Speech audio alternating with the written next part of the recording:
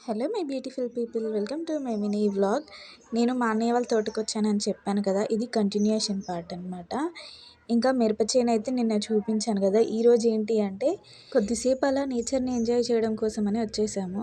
కానీ ఇక్కడికి వచ్చాక చూస్తే మాత్రం చాలా బాగుంది. ఇది వచ్చేసి సొరకాయ చెట్టు.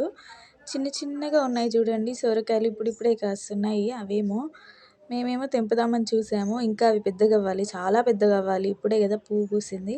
సో ఇప్పుడే తెంపొద్దు అని చెప్పారు అన్నయ్య కూడా. ఇంకా ఉన్నాయంట. సో అక్కడికైతే వెళ్దాం పదండి మనం కూడా. ఇట్లా చేను దగ్గర కూరగాయలు పెంచుకుంటే మస్తు అనిపిస్తుంది కదా. మనం బయట కొనుక్కోవాల్సిన అవసరమే ఉండదు. ఇదిగో ఈ సొరకాయ ఏమో కొంచెం పెద్దగా అయింది. ఇదేమో తెంపుకున్నాము, మా అన్నయ్య తెంపిండు, నాకు తెంపడం రాకపోతే. ఇదేమో పెద్ద సొరకాయ. ఇక నేను తెంపడానికి ట్రై చేసిన, కాకపోతే కింద పడ్డా, నాకు తెంపడానికి రాలేదు. లాస్ట్కి అయితే ట్రై చేయంగా తెంపినా అనమాట.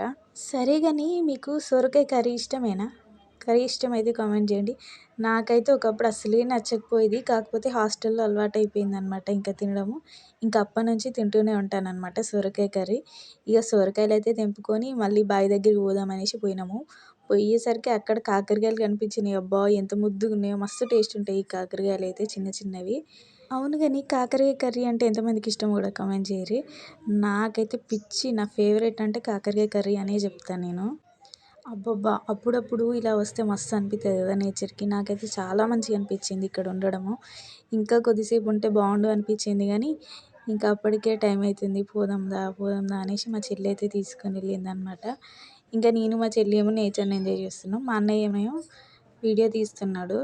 చేను దగ్గర ఇన్ని కూరగాయలు ఉన్నాక ఇంకా మనకు బయట కొనుక్కోవాలనిపిస్తుంది చెప్పండి. అయినా ఇవి టేస్ట్ సూపర్ ఉంటాయి కదా.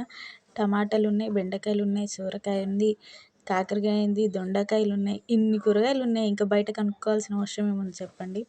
అయినా వీటి టేస్ట్ మాత్రం సూపర్ ఉంటుంది అబ్బా. నేను చాలాసార్లు తిన్నాను. మీరు తిన్నారా లేదా అనేది కూడా కామెంట్ చేయండి. అండ్ మీ చేను దగ్గర కూడా ఏమేమి కూరగాయలు ఉన్నాయో కామెంట్ చేయండి. ఇక ఇక్కడ చిన్న రూమ్ లాంటిది ఉన్నది. మా అన్నయ్య దానిపైకి ఎక్కువ బావి మంచిగా కనబడుతుంది అని అంటే నేను ఎక్కనికి ట్రై చేసినా కానీ నా వల్ల కాలేదు. ఇక ఇంటికి వెళ్తుంటేనేమో రేగిపళ్ళ చెట్టు కనిపించింది. కొన్ని రేగికాయలు అయితే తెంపుకున్నాం చూడండి. ఇవే అనమాట రేగిపళ్ళు. మీకు కూడా అప్పుడప్పుడు ఇట్లా చేను దగ్గరకు, బావి దగ్గరకు, పొలం దగ్గరకు పోవడం ఇష్టమా? ఇష్టమైతే కామెంట్ చేయండి. అరే నా వ్లాగ్ చూస్తున్నారు కానీ ఎవరు లైక్ చేస్తలేరు అబ్బా. ప్లీజ్ లైక్ చేయండి. అట్లాగే మీ ఫ్రెండ్స్ అండ్ ఫ్యామిలీకి షేర్ చేసి సబ్స్క్రైబ్ చేపియండి. Thank you for watching. Bye.